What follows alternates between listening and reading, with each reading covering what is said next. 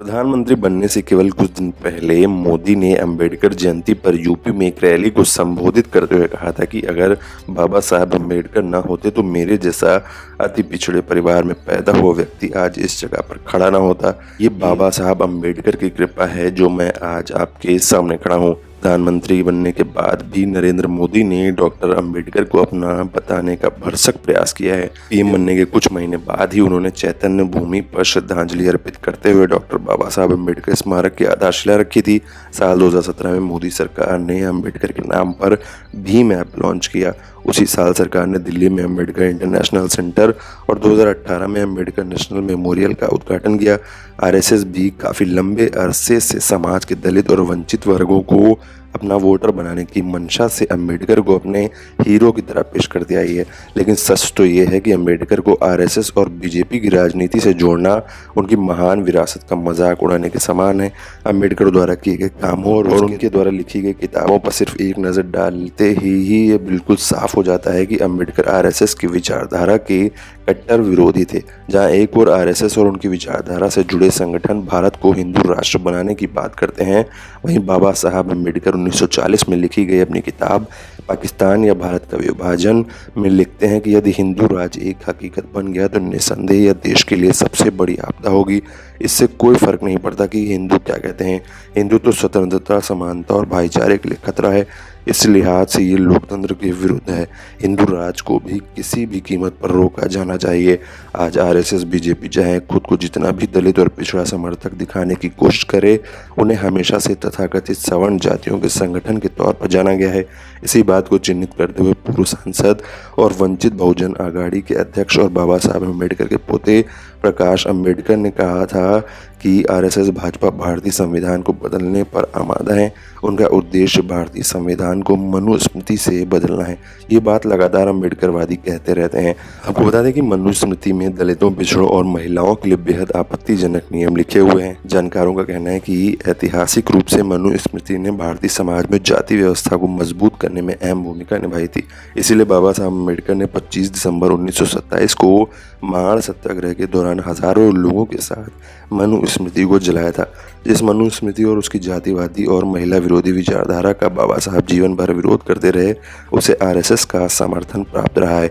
RSS के मुखपत्र organiser ने 30 नवंबर 1949 के एक अंक में संपादकीय में लिखा था कि भारत के इस नए संविधान की सबसे बुरी बात यह है कि इसमें भारतीय कुछ भी नहीं है।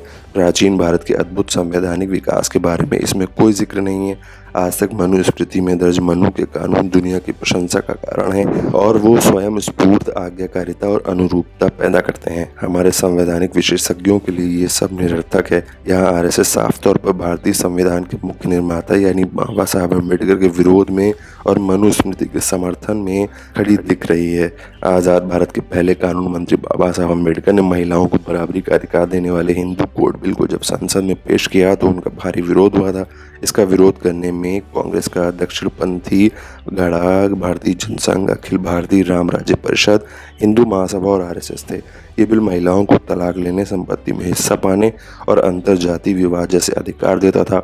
साथ ही हिंदू पुरुषों को एक से ज़्यादा शादी करने से ये वंचित करता था। इतिहासकार रामचंद्र गुहा के मुताबिक इस बिल के विपक्ष में सबसे आगे आरएसएस था। साल 1949 में आरएसएस ने दिल्ली में लगभग 79 सभाएं आयोजित की थीं, जहां नेहरू और अंबेडकर के पुतले जलाए गए और नए विधेयक की हिंदू संस्कृति और परंपरा पर हमले के रूप में निंदा की गई। आरएसएस ने अखिल भारतीय राम राज्य परिषद के नेता करपात्री महाराज के साथ मिलकर भी कई प्रदर्शन किए। इस विरोध के चलते कांग्रेस सरकार इस बिल से पीछे हट गई। अंबेडकर ने इस वजह से और कुछ अन्य मुद्दे पर नाराजगी के कारण 1951 में कानून मंत्री के पद से इस्तीफा दे दिया। बाद में ये बिल कांग्रेस सरकार द्वारा टुकड़ों में लाया गया। बता दें कि यही राम राज्य परिषद आगे चलकर भारतीय जनसंघ का हिस्सा बनी, जो आज की बीजेपी का पुराना रूप है। जहां आज आरएसएस और बीजेपी हिंदुत्व के नाम पर राजनीति करती है, वहीं अंबेडकर न सिर्फ हिंदू वर्ण व्यवस्था के खिलाफ थे बल्कि उन्होंने हिंदू धर्म छोड़कर बौद्ध धर्म तक अपना लिया था। हिंदू समाज के विषय पर उन्होंने 1936 में लिखे अपने बहुचर्चित भाषण जाति का विनाश, जिसे बाद में किताब के रूप में छापा गया, उसमें लिखा है कि हिंदू समाज का असल में कोई अस्तित्व नहीं है। ये केवल जातियों का समूह है। प्रत्येक जाति अपने अस्तित्व के प्रति सचेत है। इसका अस्तित्व ही इसके अस्तित्व का सब कुछ और अंत है। जातियाँ कोई संघ भी नहीं बनाती है। किसी जाति को ये एहसास नहीं होता है कि वो अन्य जातियों से संबंध है, सिवाय तब जब हिंदू मुस्लिम दंगा हो जाए। अन्य सभी अवसरों पर प्रत्येक जाति खुद को अन्य जातियों से अलग करने की कोशिश करती है। वो आगे लिखते हैं कि किसी भी प्रकार की कोई हिंदू चेतना नहीं है। प्रत्येक हिंदू में जाति की चेतना मौजूद होती है। उनका कहना था कि ये चेतना धार्मिक ग्रंथों ने पैदा की है, जिस वजह से समाज में दलितों और महिलाओं की स्थिति दास के समान है। इसीलिए उन्होंने हिंदू धर्म छोड़ने का निर्णय लिया। बाबा साहब अम्बेडकर ने 14 अक्टूबर 1956 को नागपुर में अपने करीब 3,60,000 अनुयायियों के साथ बौद्ध धर्म स्वीकार कर लिया था। आज की राजनीति जो हर किसी को हिंदू विरोधी साबित करने पर तुली हुई है, क्या उसमें अम्बेडकर पर ये आरोप लगाने का साहस है? अंत में बात अम्बेडकर के अर्थव्यवस्था के संबंध में विचारों की। बाबा साहब अम्बेडकर ने 1947 में लिखे स्टेट्स एंड माइनॉरिटीज नामक एक ज्ञापन में लिखा था कि जो संविधान सभा को दिया गया था, इसमें उन्होंने भारत को एक समाजवादी राज्य बनाने की बात की थी। उसमें उन्होंने लिखा था कि वो उद्योग जो प्रमुख उद्योग हैं या जिन्हें प्रमुख उद्योग घोषित किया जा सकता है, उनका अधिकार और संचालन राज्य के पास हो। ये उद्योग जो प्रमुख उद्योग नहीं है लेकिन जो बुनियादी उद्योग हैं, उनका अधिकार भी राज्य के पास होगा और वो राज्य द्वारा या राज्य द्वारा स्थापित नियमों पर चले जाएंगे। बीमा पर राज्य का एक अधिकार होगा और राज्य प्रत्येक वयस्क नागरिक को विधानमंडल द्वारा निर्धारित उसके वेतन के अनुरूप जीवन बीमा पॉलिसी लेने के लिए बाध्य करेगा। कृषि राज्य का उद्योग होगा। राज्य ऐसे उद्योगों, बीमा और निजी व्यक्तियों द्वारा धारित कृषि भूमि में निर्वाह अधिकार प्राप्त करेगा, चाहे हम मालिक हों, किराएदार हों या गिरवीदार हों, और उन्हें भूमि में अधिकार के मूल्य के बराबर डिबेंचर के रूप में मुआवजा देगा। इसी बात को वो इस दस्तावेज में आगे समझाते हुए लिखते हैं कि भारत के तेज औद्योगिकरण राज्य में समाजवाद की आवश्यकता है। निजी कंपनियां ऐसा नहीं कर सकती और यदि उन्होंने ये किया तो आर्थिक असमानताओं को जन्म देगा जो पूंजीवाद ने यूरोप में पैदा की है और जो भारतीयों के लिए एक चेतावनी होनी चाहिए। वो अपने इसी दस्तावेज में समाजवाद को संवैधानिक कानून द्वारा स्थापित करने की मांग तक करते हैं। अम्बेडकर साहब जहां मुख्य कंपनियों और जमीनी के राष्ट्रीयकरण और समाजवाद की बात करते हैं, वहीं आज की मोदी सरकार सभी सरकारी कंपनियों को पूंजीपतियों को बेचती दिख रही है। इसका नतीजा भी वही है जिसकी चेतावनी बाबा साहब ने दी थी, भयंकर आर्थिक असमानता।